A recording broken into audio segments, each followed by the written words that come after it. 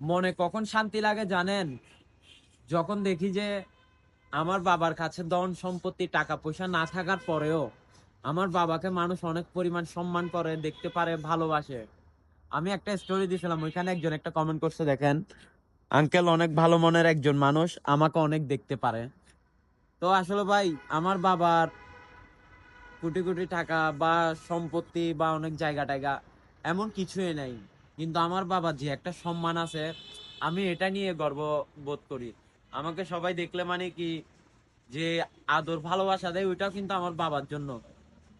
যে আসলে অনেকের কাছে আছে যে ধন সম্পত্তি আছে কিন্তু সম্মানটা নাই। আর একটা সন্তানের কাছে এটার চেয়ে বড় কোনো শব্দ থাকতে পারে না, যখন আপনাকে কেউ এসে বলবে যে ভাই আসলে আপনার বাবা অনেক ভালো মানুষ। হ্যাঁ, তোমার আব্বাকে তো আমি চিনি।